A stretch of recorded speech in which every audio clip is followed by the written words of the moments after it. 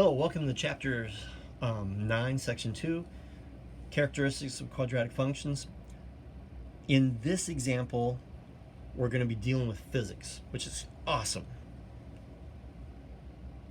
So we're using the height over time relationship, where basically this is the way we describe the height of an object that is falling. And the cool part is everything is falling. Everything. Just sometimes you're falling at a rate of 0 because something is holding you up. So if you were sitting in a chair and all of a sudden someone like snapped their fingers and the chair disappeared, that chair would no longer be holding you up and you would fall. So everything is falling. That's kind of cool, right? Because the Earth's gravity affects everything.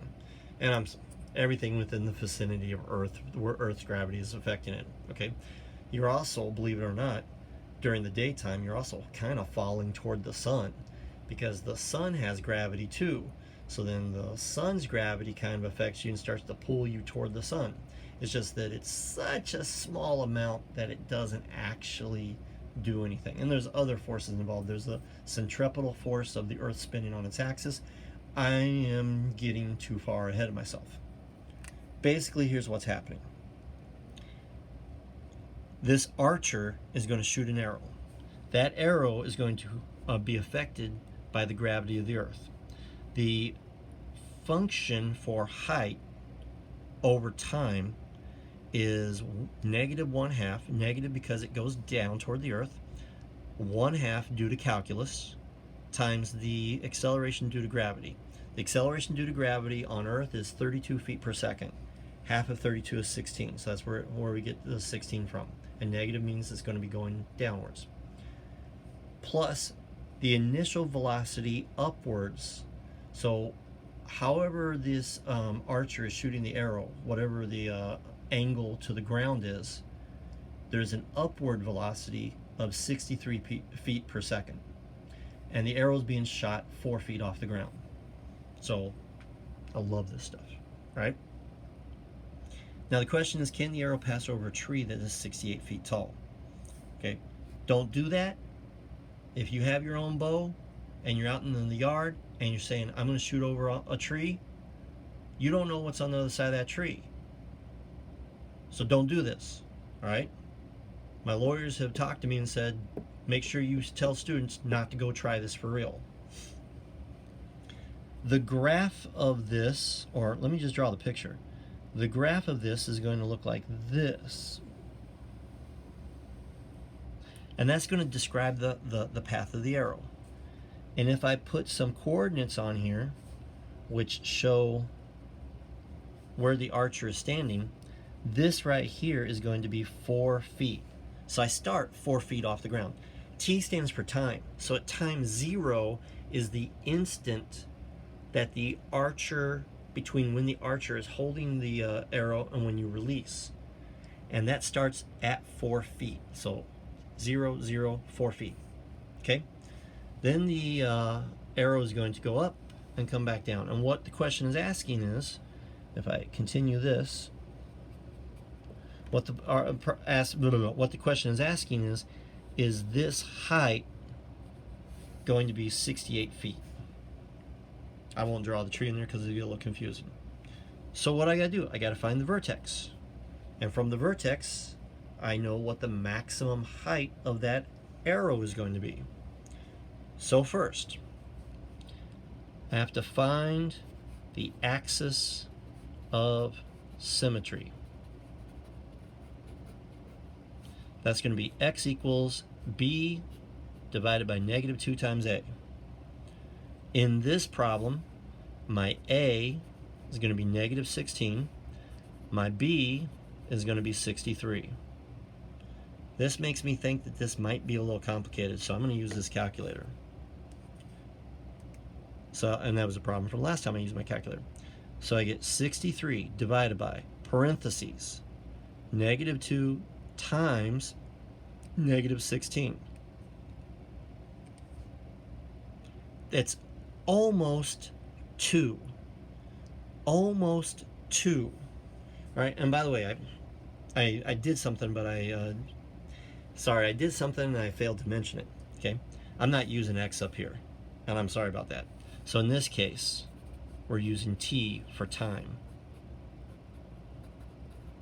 But either way, it's the independent variable. I'm sorry, I just fell into a habit of writing x equals b over negative 2a, but I have t for time.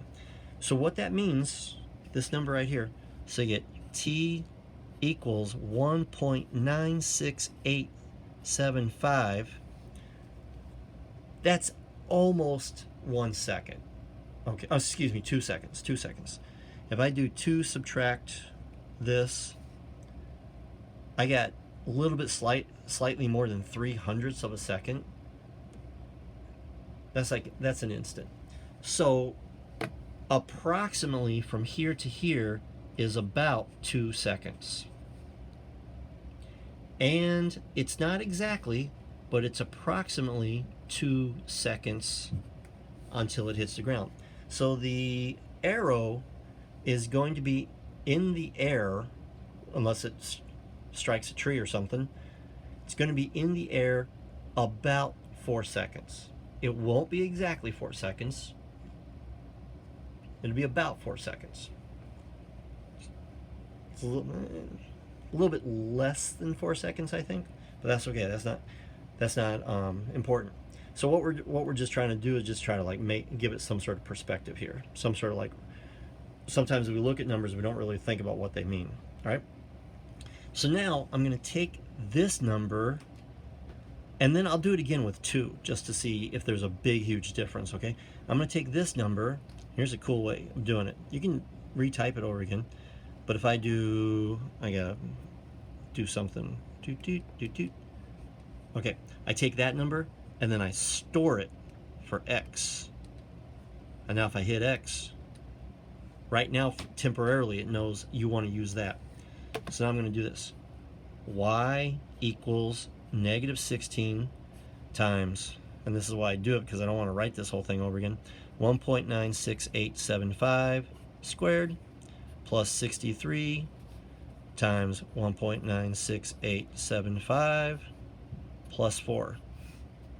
But here's what I'm doing on my calculator actually. I'm going to write negative 16x, because I'm using x, squared